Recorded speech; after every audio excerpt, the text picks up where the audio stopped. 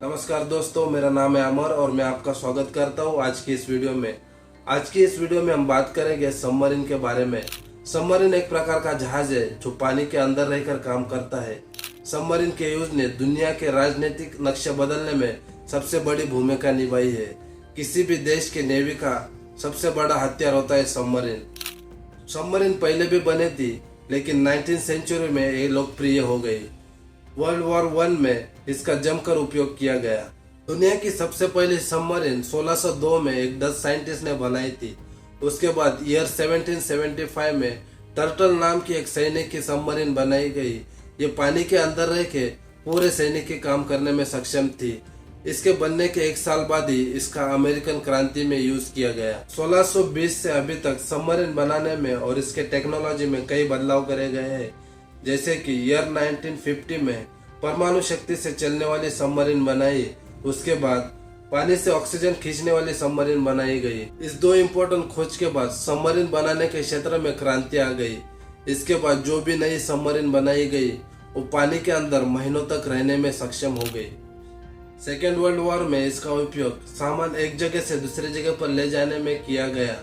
आजकल इसका उपयोग टूरिज्म के लिए भी किया जाता है। सबमरीन पर कई राइटर ने बुक्स लिखी है और कई टीवी चैनल ने टीवी पर भी सबमरीन को दिखाया है। हॉलीवुड और बॉलीवुड मूवीज जैसे Ghazi attack, Octopus 1, Octopus 2, the core, इस मूवीज में सबमरीन और समुद्र की मिस्ट्रीज के बारे में बताने की कोशिश की है। सबमरीन में जिंदा रहने के लिए जो भी चीजें चाहिए उसे आर्टिफिशियली सबमरीन में बनाया जाता है, जैसे कि अंदर रहने वाले लोगों के लिए ऑक्सीजन सबमरीन पानी से खींच लेता है और कार्बन डाइऑक्साइड अलग करने की भी फैसिलिटी होती है ताकि कार्बन डाइऑक्साइड पूरे सबमरीन में भर न जाए। और ज्यादा ऑक्सीजन के लिए ऑक्सीजन सिलेंडर और ऑक्सीजन टंकियां होती है जिसमें ऑक्सीजन स्टोर किया जाता है। सबमरीन में आग लगने के बाद इससे बचने के लिए सबमरीन को ऑलरेडी वर्टिकल जोन में डिवाइड किया होता है। अगर एक पार्ट में आग लग गई तो उस पार्ट के सारे दरवाजे बंद किए जाते हैं ताकि पूरे सबमरीन में आग ना लगे। और ये दरवाजे इतने स्ट्रांग होते हैं कि इसमें से स्मोक भी बाहर नहीं आ सकता। वो दरवाजे बंद करने के बाद कुछ ट्रेन क्रू अंदर जाके आग को कंट्रोल करने की कोशिश करते हैं। बात करते हैं इंडियन नेवी के सबमरीन के बारे में। इंडियन नेवी के पास सिंधु रक्षक यानी इंडियन नेवी के शत्रु का विनाशक ये 3000 टन का सबमरीन है। ये सबमरीन सी लेवल से 240 मीटर तक नीचे जा सकता है और 640 किलोमीटर तक शत्रु के सीमा में घुस सकता है। वर्ल्ड की सभी प्रमुख नेवी की तरह इंडियन नेवी ने भी अपने नेवी में कई सारे सबमरीन ऐड किए हैं। इंडियन नेवी के पास 16 डीजल से चलने वाली सबमरीन है और ये सारी रशियन और जर्मन मेड है। 2010 और 2011 में इंडियन नेवी में और 6 सबमरीन ऐड की गई। इसमें INS आर्यंत यानी शत्रु को मारने वाला, ये परमाणु शक्ति से चलने वाली पहली सबमरीन है। इस 6000 टन का सबमरीन बनाने का कारखाना परियोजना के अंतर्गत बोट बनाने का केंद्र विशाखापट्टनम में 2.9 अरब डॉलर का बनाया गया है। इसे बनाने के बाद इंडिया 6 नंबर का कंट्री है जिसके पास इस तरह का सबमरीन है। सबमरीन का असली खेल शुरू होता है उसके हथियारों से।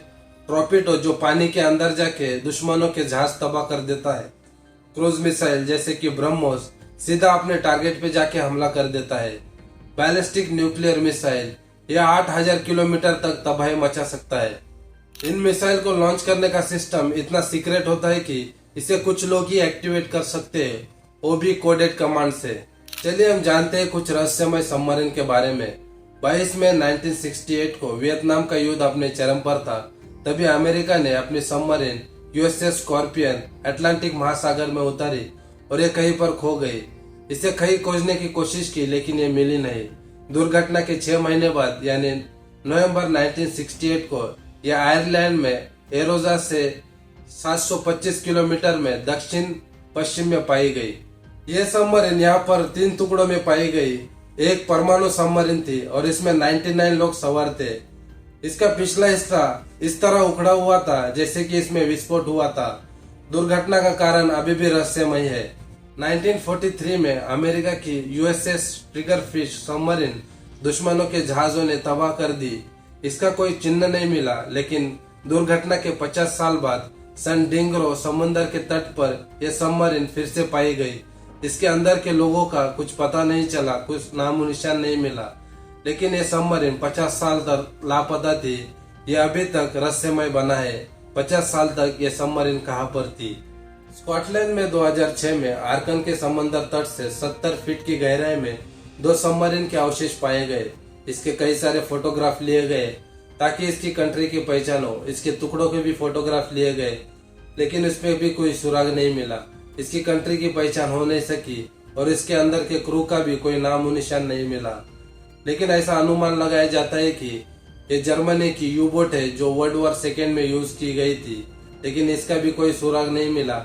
इसलिए ये अभी तक रहस्यमय बनी है कि ये किस कंट्री की सबमरीन है। आशा है कि आपको ये वीडियो इन्फॉर्मेटिव लगा। अगर वीडियो इन्फॉर्मेटिव लगा तो लाइक शेयर सब्सक्राइब करें और मुझे कमेंट में जरूर बताएं कि आपको नेक्स्ट वीडियो किस टॉपिक पे चाहिए। मैं पूरी कोशिश करूंगा कि वीडियो बनाने की, और वो भी पूरा डिटेल में बनाने की कोशिश करूंगा। आज के वीडियो में हम इधर रुकते हैं, मिलते हैं अगली वीडियो में। धन्यवाद।